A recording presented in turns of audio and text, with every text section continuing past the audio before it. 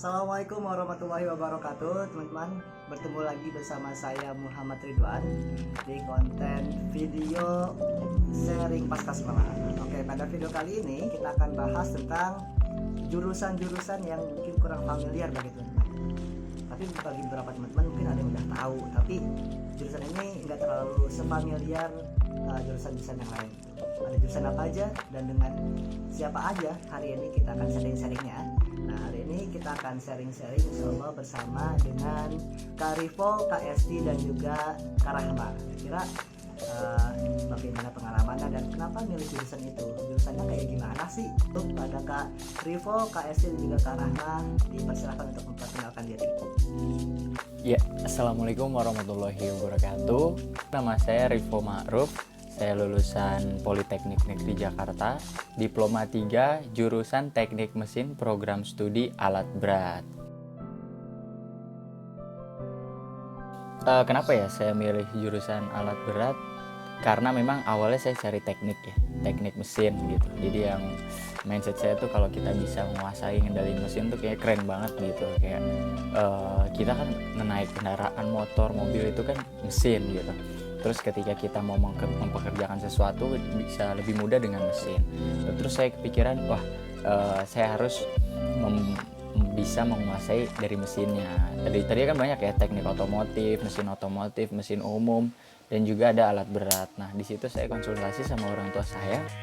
Akhirnya udah pilih aja alat berat yang pilihan yang pertama. Akhirnya alhamdulillah saya terima di teknik alat berat Politeknik Negeri Jakarta. Kenapa di Politeknik Negeri Jakarta? Yang pertama memang tempat tersebut dekat ya di daerah Depok, jadi bisa pulang pergi. Terus juga kampusnya walaupun kecil gitu ya, tempat itu asik banget, asri, bagus, dan tempat prakteknya itu lengkap gitu teman-teman.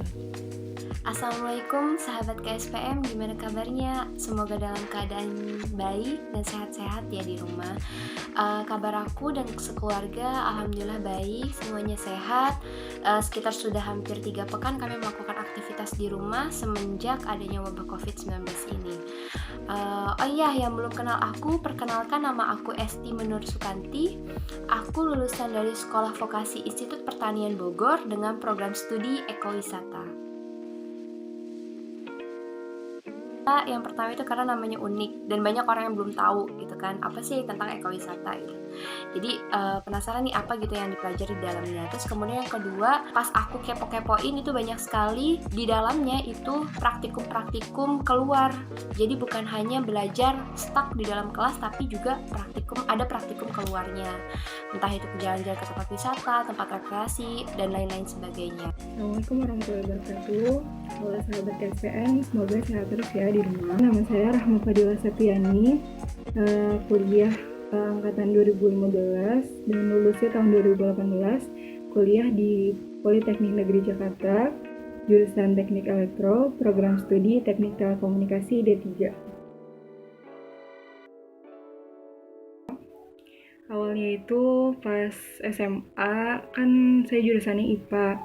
Nah, itu ada pelajaran fisika, biologi, dan kimia. Dari ketiga pelajaran itu saya lebih condong ke fisika gitu, lebih suka fisika daripada kimia sama biologi. Nah, jadi arahnya sih lebih pengen kuliah di teknik. Terus kalau dibilang tentang perempuan jarang gitu ya di teknik, kalau sekarang sih udah banyak ya perempuan yang masuk teknik. Di kelas saya tuh yang teknik telekomunikasi, itu malah justru lebih banyak perempuannya daripada laki-lakinya. Jadi udah nggak aneh gitu perempuan buat masuk teknik dan bisa ngejalanin proses belajarnya dengan lancar insya Allah. Itu dia tadi perkenalan dari para narasumber kita. Kita akan buka sesi Q&A, sesi tanya jawab untuk beberapa penanya yang beruntung. Oke, kita sudah mendapatkan satu penanya pertama, itu dari saudara Charles. Oke, pada saudara Charles dipersilakan untuk bertanya. Nama saya Charles Lasipa dari Bojonggede. Izin bertanya nih, itu jalur masuk yang digunainnya apa sih Kak? Oke, saya itu menggunakan namanya UMPN, Ujian Masuk Politeknik Negeri se-Indonesia. Jadi pada saat itu saya tesnya di PNJ. Untuk tesnya itu sebenarnya kita bisa milih Politeknik se-Indonesia, tapi kebetulan saya milih PNJ aja. Yang pertama saya milih jurusan teknik mesin program studinya alat berat gitu. Kita bisa milih 2 jurusan ataupun prodi. Jalur masuk kuliahnya lewat jalur UMPN atau ujian masuk Politeknik Negeri. Jadi kalau IPA itu bidang rekayasa, kalau buat yang IPS itu bidang tata niaga. Nah, saya kan bidang rekayasa ya. Jadi materi yang diujikan itu psikotes, terus matematika, fisika, sama bahasa Inggris dan bahasa Indonesia. Dan soalnya kayaknya sih nggak sesusah SBMPTN. Nah, itu bisa kalian searching aja contoh-contoh soal UMPN kalau mau nyoba. Jalur masuk ke sekolah vokasi BB tuh pakai jalur apa sih aku gitu ya. Sebelumnya aku jelasin dulu kalau di sekolah vokasi itu ada tiga jalur. Jalur masuk sekolah vokasi. Yang pertama itu ada USMI, undangan seleksi masuk IPB. Terus kemudian yang kedua itu ada UTBK, ujian tertulis berbasis komputer. Dan yang ketiga itu ada BUD, beasiswa utusan daerah. Biasanya kalau BUD ini itu terkait dengan setiap daerah itu akan mengirimkan siswa-siswa terbaiknya untuk dikirimkan ke IPB. Dan aku sendiri itu masuk melewati jalur USMI, yaitu undangan seleksi masuk IPB, yang menggunakan nilai rapot dari semester 1 sampai semester 5, seperti itu. Dari jurusan itu apa sih yang dipelajarin? Kayak mata kuliahnya gitu, sama aktivitas kesehari-hariannya. Yang dipelajari di jurusan teknik elektro, terutama program studi saya yaitu teknik telekomunikasi. Kalau dari kata telekomunikasi itu, tele kan artinya jauh, komunikasi artinya penyampaian informasi. Jadi teknik telekomunikasi itu mempelajari sistem aspek teknologi yang membuat kita bisa menyampaikan informasi dari jarak yang jauh gitu. Yang dipelajari itu seputar sinyal, terus gelombang, media transmisi data, rangkaian listrik, mikrokontroler, dapat IT juga sedikit-sedikit. Terus ada materi dasarnya itu fisika dan matematika. Fisikanya lebih ke gelombang dan rangkaian listrik.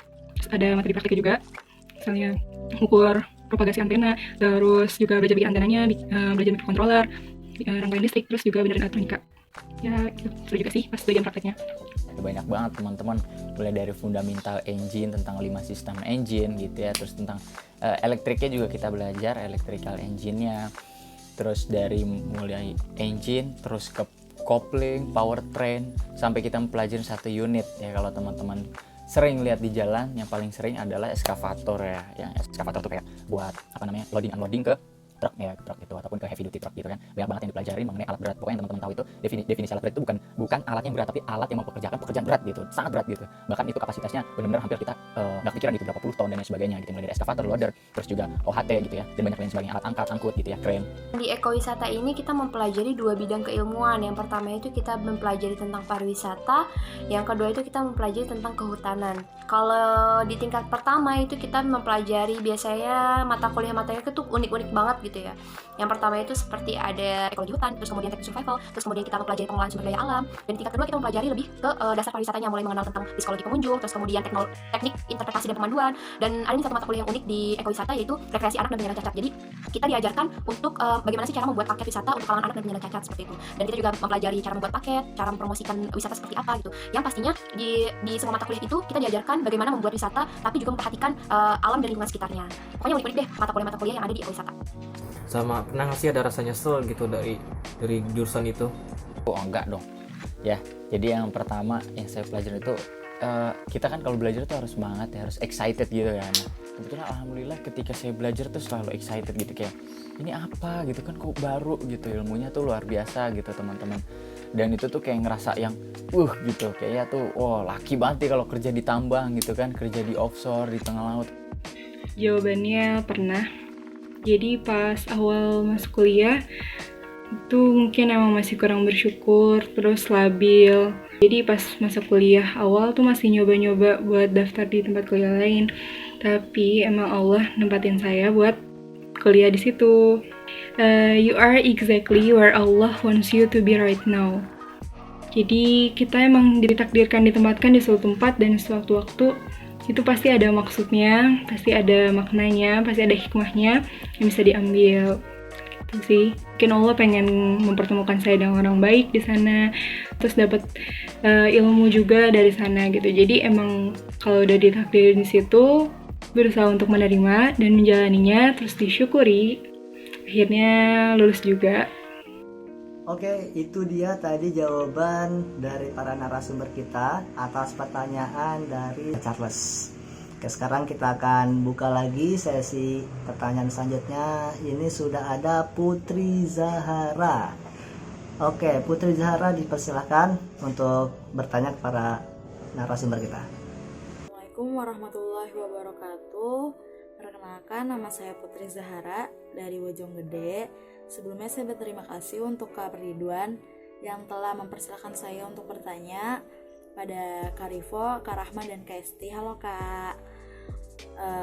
Pertanyaan yang pertama itu, dari jurusan-jurusan yang kakak pilih itu selama kuliah, apa aja sih prospek kerjanya dari masing-masing jurusannya kakak gitu? Untuk prospek kerja dari lulusan ekowisata ini yaitu bisa bekerja di dua bidang hal. Yang pertama itu bisa masuk ke dalam pariwisatanya maupun di bidang kehutanannya. Kalau di kehutanannya itu contohnya bisa seperti polisi hutan, pengendali ekosistem hutan, itu biasanya ada di Kementerian Lingkungan Hidup dan Kehutanan. Tapi kalau misalkan kalian mau bekerja di bidang pariwisata, kalian bisa juga bekerja di travel, kemudian kalian bisa menjadi tour planner atau manajemen promosi wisata, itu bisa juga menjadi prospek kerja dari lulusan ekowisata ini. Nah, ini juga penting banget ya teman-teman. Prospeknya itu harus kita lihat juga. Nah, kalau prospeknya tadi ya banyak. Kita bisa kerja di pertambangan, ya pertambangan baik emas, pertambangan batu bara, ataupun minyak dan gas gitu ya prospeknya. Terus juga di konstruksi bangunan sipil ataupun pembangkit energi juga bisa kita support di engine-nya. Ya, jadi power supply-nya itu kan dari mesin ya. Kalau yang tenaga diesel itu kan dari solar. Nah, itu kita bisa maintenance gitu. Karena kita di sini lebih ke maintenance, bukan kita nyiptain satu mesin, tapi lebih ke maintenance perawatan. Untuk prospek kerjanya bisa PNS atau bisa juga jadi karyawan swasta. Kalau di PNS banyak sih lembaga pemerintahan yang membutuhkan bidang teknik telekomunikasi ini. Misalnya Kominfo, RRI, Mahkamah Agung, kayak banyak ya. Di perusahaan swasta juga bisa di kayak Telkomsel, terus Indosat, Telkom Indonesia, terus juga bisa di perusahaan penyedia jaringan internet. Tapi sebenarnya pas kita kerja itu nggak harus sesuai sama jurusan kita juga sih. Kalian juga bisa jadi pengusaha atau freelancer gitu misalnya. Jadi nanti lapangan kerja itu sangat luas gitu. Jadi nanti kalau misalnya kalian pas sudah kuliah terus kalian ngerasa ragu gitu, nanti gue dapat kerja nggak ya kalau di jurusan ini? Tenang aja, karena lapangan rezeki itu ada banyak gitu ya. Jadi jangan ragu buat nanti nggak dapat kerja gitu, karena rezeki kita kan udah ditentuin. Jadi tenang aja dan nikmati proses kuliahnya. Terus yang kedua, apa aja tips and trick memilih kampus dan jurusan supaya ketika kita kuliah itu kita nggak ngerasa kayaknya saya salah jurusan deh, kayaknya ini nggak sesuai passion deh gitu Kak. Jadi selama menjalani kuliah tuh kita tetap seneng gitu ngejalaninnya walaupun banyak tugas. Gimana Kak? Terima kasih. Wassalamualaikum warahmatullahi wabarakatuh. Yang pertama kan teman-teman pasti milih jurusan dulu ya, jurusan dulu. Jadi kalau kita udah nentuin jurusan kita, terus cari di kampusnya di mana kan gitu kan paling gampang. Nah, kita tentuin jurusan kita itu yang pertama adalah sesuai dengan passion kita gitu, sesuai dengan bakat dan minat kita. Jadi kalau kita mau belajar tuh yang semangat tuh di bidang apa? Sains ataupun di bidang sosial ataupun di bidang hukum gitu ya. Di bidang apa lagi? Pokoknya banyak ya teman-teman. Ya supaya teman-teman cuman maksudnya di depan komputer, di depan meja ataupun yang keliling nih, ya sukanya jalan-jalan dan sebagainya, itu nyambung banget ke passionnya teman-teman. Jadi tentuin dulu passionnya, nanti bisa terjawab jurusannya. Terus yang kedua tadi ya tentang prospek kerja teman-teman ya. Memang semua jurusan itu pasti ada kerjaannya. Cuman kan ketika kita memilih jurusan yang notabene jarang dibutuhkan di dunia kerja, itu effortnya agak besar ya teman-teman. Jadi kalau misalkan teman-teman kuliah sekarang, pikirin nih ntar setelah lulus kira-kira di bidang tersebut pekerjaannya gimana, karena goal dari kita kuliah itu kan yang pasti ujungnya tetap bekerja ya teman-teman. Selain kita mengabdi dalam artian secara keilmuan gitu ya, habis itu kan mengabdi kepada masyarakat, dan tentunya kita kerja kayak gitu teman-teman. Terus yang ketiga tentunya konsultasi sama orang tua, apa jurusan yang akan kita pilih. Nah setelah udah bulat jurusannya apa, nah kita pilih deh kampus-kampusnya gitu. Kampus-kampusnya ada di mana aja.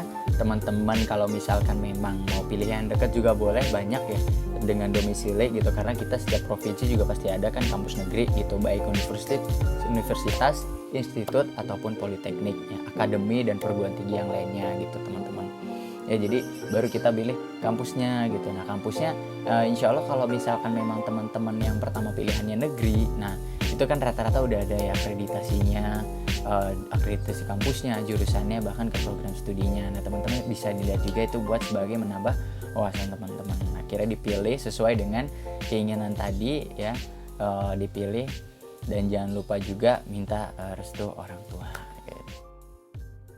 Tips and trick buat milih kampus dan jurusan. Yang pertama, itu jangan ikut-ikutan teman.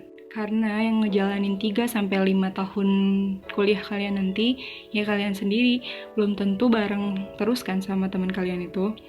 Jadi pilihlah karena kalian emang pengen belajar di situ, pengen mempelajari hal itu, dan ya pokoknya cari tahu sebanyak-banyaknya tentang jurusan itu. Jadi kalian punya alasan buat kuliah di situ, bukan karena teman aja. Terus yang kedua, jangan milih karena gengsi. Karena kita nggak tahu kan susah senangnya dibalik kerennya kuliah di situ atau kerennya jurusan itu. Jadi jangan milih karena pengen kelihatan keren doang, karena itu aja niatnya udah nggak bagus kan, cuma pengen pamer. Yang ketiga, jangan nggak percaya diri. Jangan terlalu dengerin kata orang juga. Iya, kita harus mengukur kemampuan diri kita, tapi juga jangan terlalu nggak percaya diri, karena nanti kita bakal nyesel kita nggak nyoba jurusan itu cuma karena kita nggak percaya diri. Yang terakhir itu kita punya zona waktu masing-masing. Kita juga punya cerita masing-masing. Jadi jangan ngebandingin cerita kita sama cerita orang lain. Nikmati proses milih kuliahnya, pilihan terbaik, libatkan Allah dalam setiap pilihan yang kita mau ambil. Aku punya beberapa tips buat kalian untuk memilih jurusan dan kampus. Yang pertama itu adalah kalian harus bisa mengenali diri kalian lebih dalam, mulai dari tingkat kesukaan kalian, apa hobi kalian, minat kalian, kemudian sesuaikan dengan jurusan dan kampus yang sesuai dengan kalian. Terus kemudian yang kedua, jangan memilih jurusan hanya sekedar ikut-ikutan, karena belum tentu jurusan yang teman-teman kalian ingini itu akan cocok dengan diri kalian sendiri. Terus kemudian yang ketiga, cari informasi sebanyak-banyaknya mengenai jurusan-jurusan dan kampus yang ada di Indonesia. Jadi dengan mulai dari informasi terkait mata kuliah yang dipelajari apa, kemudian sistemnya seperti apa, akreditasinya seperti apa, itu kalian cari informasi sebanyak-banyaknya. Terus kemudian yang terakhir, jangan lupa berdoa dan juga diskusi dengan orang tua, karena itu yang lebih penting. Oke, itu dia tadi jawaban dari para narasumber kita atas pertanyaan dari Putri Zahra. Jadi intinya teman-teman semua, masih banyak nih jurusan-jurusan yang kita belum tahu gitu, yang padahal itu sesuai dengan passion kita gitu. Jadi teman-teman coba bisa lebih explore lagi, cari lagi jurusan-jurusan yang ada gitu kan. Contohnya kalau teman-teman nih yang mau atau yang suka dengan suatu hal yang rapi dan tersusun gitu kan, teman-teman bisa tuh milih jurusan ilmu perpustakaan. Yang pernah saya baca itu masih jarang yang tahu gitu, padahal prospek kerjanya itu bagus banget gitu kan. Atau contohnya ada Karifo ngambil teknik alat berat, ya mungkin ada beberapa teman-teman yang belum tahu, oh iya ada ya ternyata teknik alat berat gitu. Atau jurusan-jurusan yang lain-lainnya gitu. Tapi jangan lupa teman-teman harus sesuaikan dengan passion teman-teman masing-masing untuk menentukan jurusan yang teman-teman pengen, biar teman-teman jadi merasa nyaman dan ngeklop gitu dengan kuliah teman-teman. Oke, untuk video kali ini sepertinya cukup sekian. Terima kasih atas narasumber kita pada hari ini. Semoga bisa bermanfaat. Pantengin terus media sosial kami KSPM di @KSPM_official, yang insya Allah akan ada banyak info-info dan konten-konten menarik dan bermanfaat yang bisa teman-teman dapatkan, dan juga bisa teman-teman bagi ke teman-teman yang lainnya. Dan juga insya Allah masih akan ada video lagi tentang sharing-sharing pasca sekolah. Tentang apa? Pantengin aja, karena nanti akan ada sharing-sharing yang lebih menarik pastinya. Oke teman-teman, sekian dan terima kasih. Mohon maaf apabila ada kesalahan. Tetap jaga kesehatan, stay at home. See you next time. Wassalamualaikum warahmatullahi wabarakatuh.